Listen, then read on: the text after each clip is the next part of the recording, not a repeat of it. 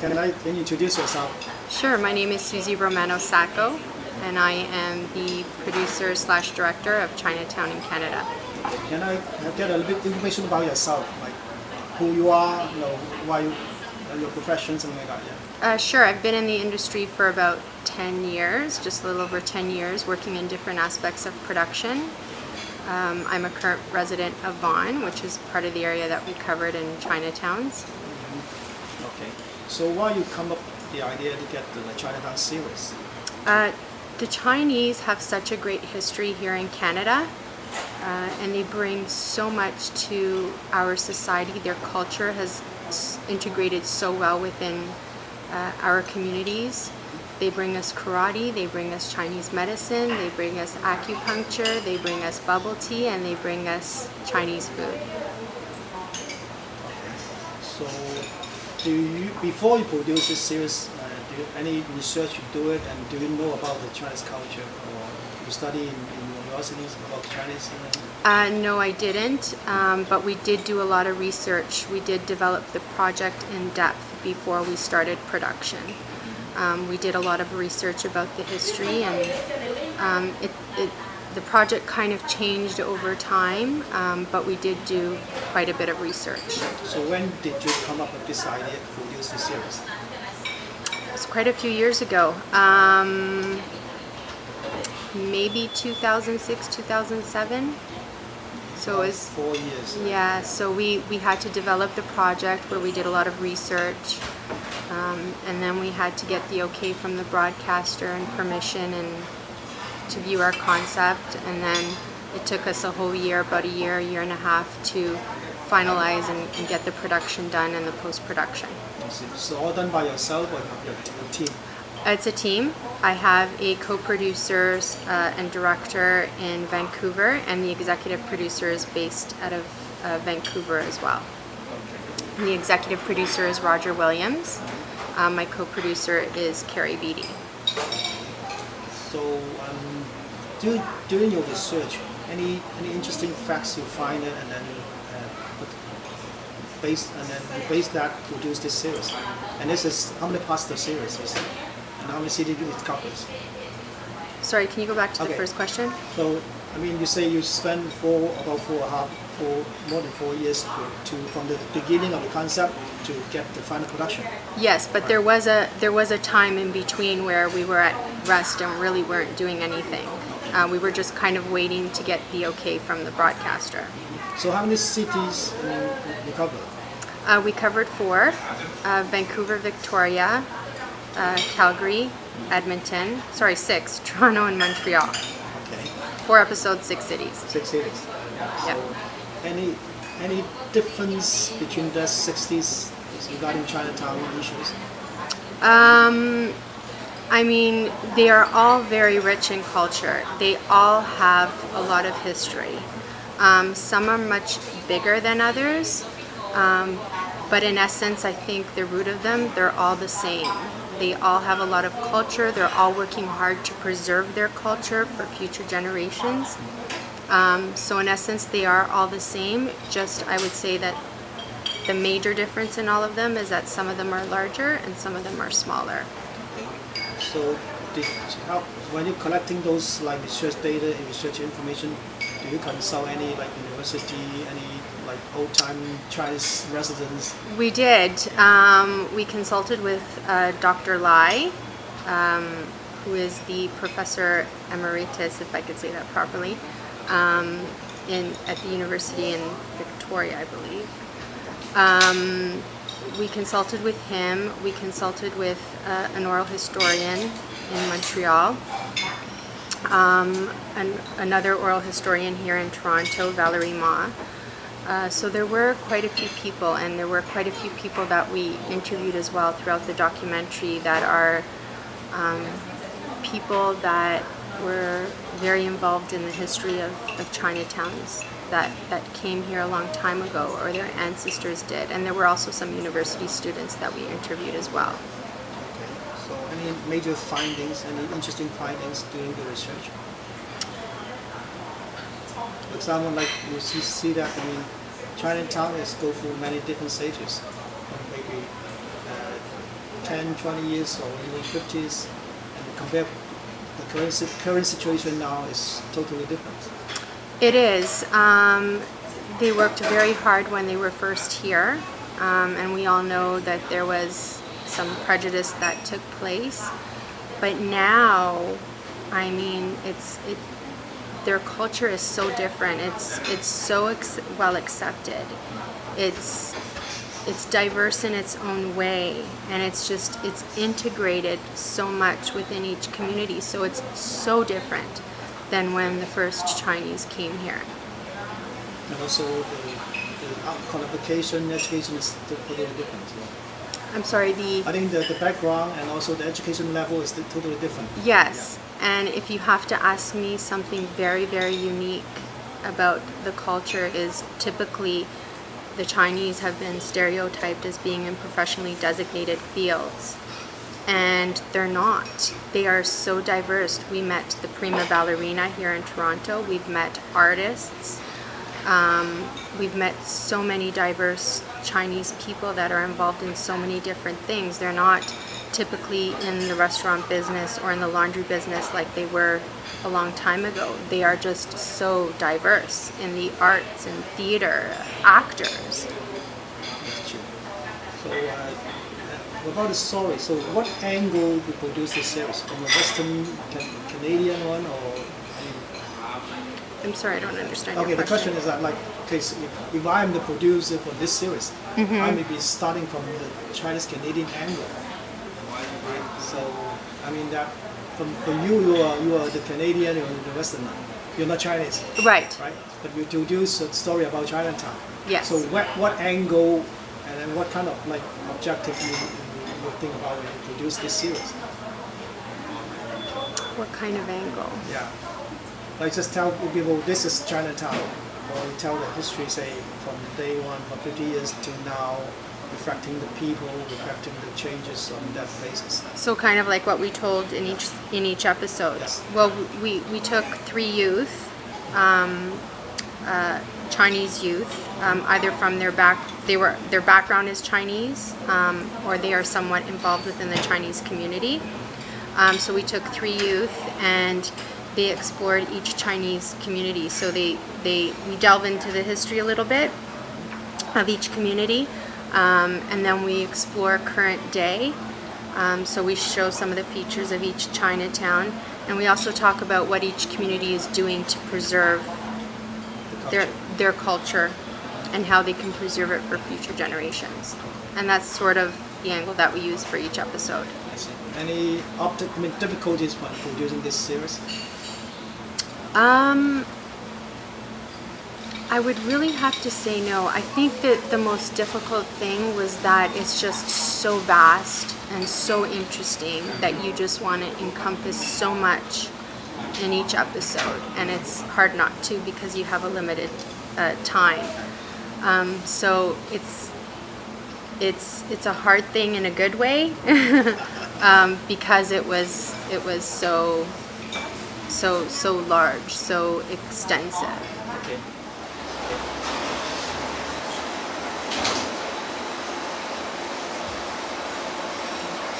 Producer, then you expect what kind of feedback from the audience? What do you want to show them?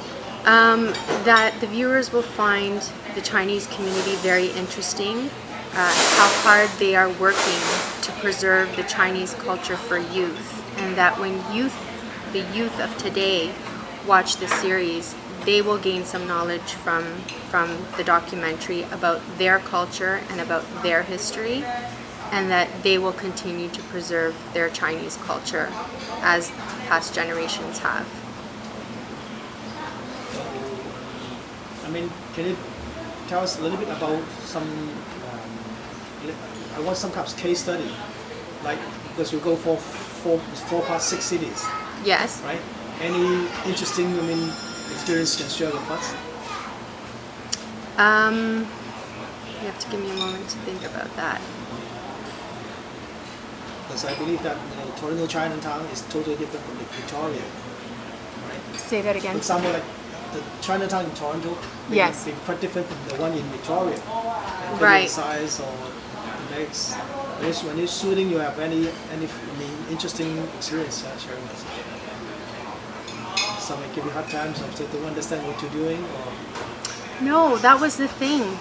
That was the thing. Everybody was so welcoming and so eager to participate in it. okay. And the youth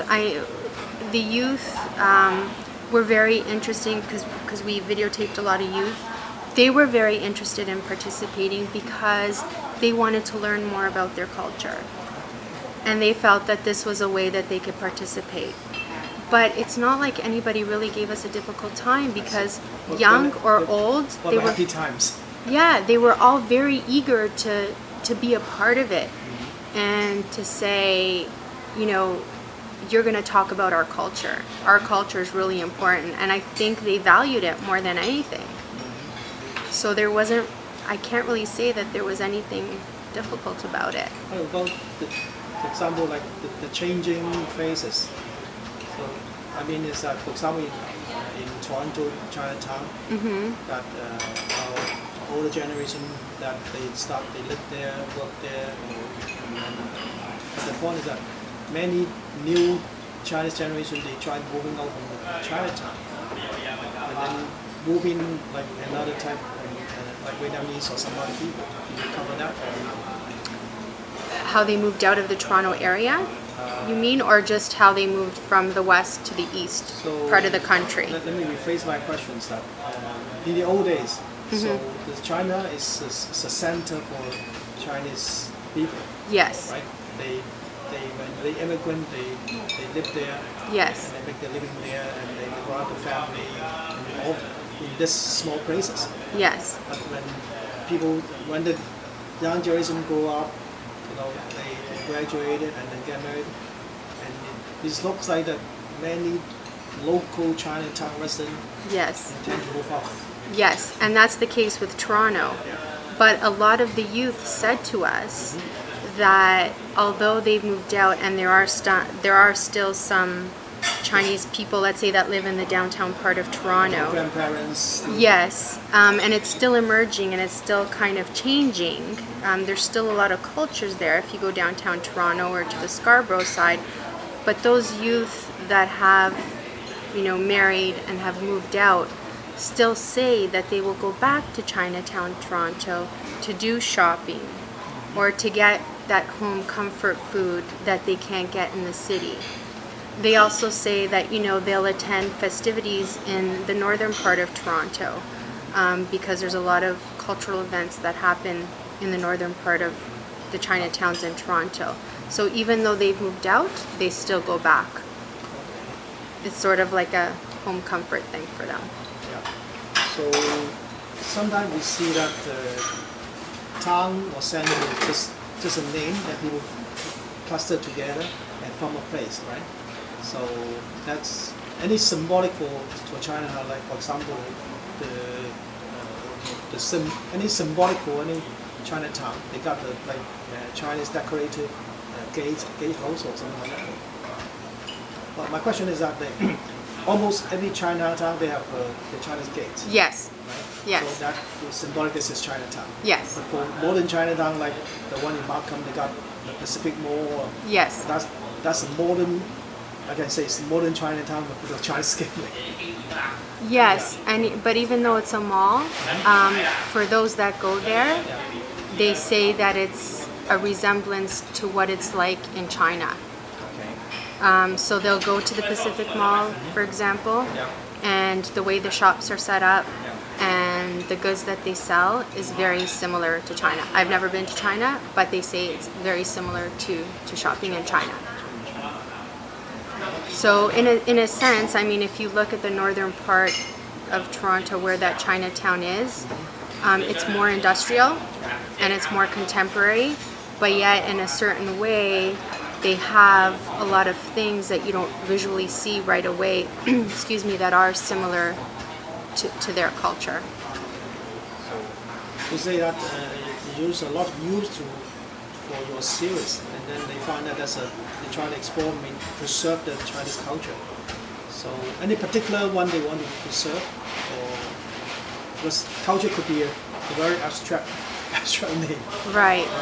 I think all of their cultures and traditions and what they have. Like in Toronto, they speak a lot about preserving, the food. That the food is the main sort of part of the Chinese culture, and that they want to preserve it. They also speak about in Montreal how they try to preserve the Lion Dance Club. The youth are now involved in it and managing it. So there's, I think it's really a lot of different aspects of their culture that, their traditions that they want to preserve. So each city maybe have different objective or different preserving different things in terms of Chinese culture. Sort of, but really not. I mean, if you go to Calgary and Edmonton, they're trying to restructure it and preserve the buildings that they have. They're going through a little bit of a change.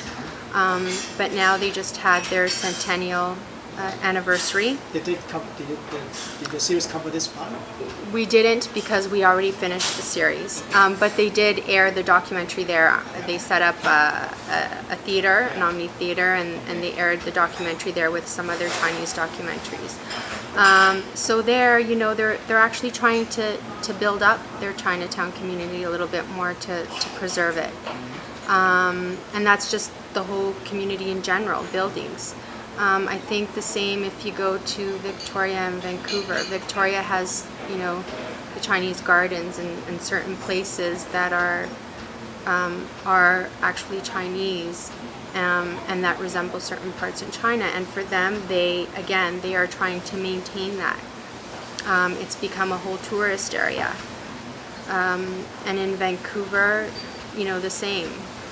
It's a growing community. There have been, some areas that have gone a little bit downhill, but they're trying to clean it up and trying to preserve it. So then you cover Vancouver, Calgary, Victoria, Montreal, Toronto, And Edmonton. You didn't say anything about Edmonton. Well, it's kind of the same as Calgary and Edmonton. Their Chinese communities are very small, and so they're trying to maintain them and bring them more forward. Okay, through that 4 years process, I say it's a process from day one to now, finish the production. So yourself as a producer, what do you think you get from this process? I learned a lot. I met so many different interesting people, as I said previously. It was wonderful to meet so many people from the Chinese community. So that was really nice. And I think ultimately to date, one of the best compliments we received was from the president of the Sinlock Society. And he told us that the documentary he feels would benefit their community in that they are growing. But ultimately, I think it was just a wonderful experience to have met everybody. Are you planning for another series or any other story about Chinese culture community? At the current time, no. But thinking about it. So, okay, then backtrack about the Omni the fund. So is it the first time you apply the multicultural fund to Omni? Yes. Yes. So you find any difficulties or kind of like things? Because we are almost in the same business. I'm doing TV and the film production. You know that it's a creative part is always lack of funding. Yes. So that's funding is a big important for productions. Yes. So and then tell us a bit about like how I know you got the idea, and then is that Omni is the only funder you go after for your project? Yes. Okay. Yes. And then you got okay from the very beginning and then working. Yes. It's pretty much, Omni is a multicultural channel. So yes, you know, they were our backbone for that. And then, are you working on any other project other than the Chinese content? Am I working on any other projects? Not right now, no. Okay, so after 4 years hard working for a break. Well, no, there's still some end parts that we have to finish off for Chinatown. So there's still little things that we have to continue to do with it. So the ending, just give you 30 seconds, tell how you feel about in conclusion. You want to say something about that? Regarding producing these pieces. I'm really proud of it, and I hope that the Chinese community is very proud of it. We spent a lot of time writing it. We had a great writer. We spent a lot of time in production and the quality of the production. I don't know if you've seen it, but I'm very proud of the quality of the production. It was done very, very well, and I hope the Chinese community is very proud of our work. So I think the whole 4-part series was shown before, broadcast before, right? So it's done. It's already been broadcast, yes. So that Yeah. will be scheduled sometime. Yes, Yeah. yes, it will. If you just check your check. check your local listings with Omni or send them an email. And then I'll send it. Okay, Yes. I think that's it. That's what I need.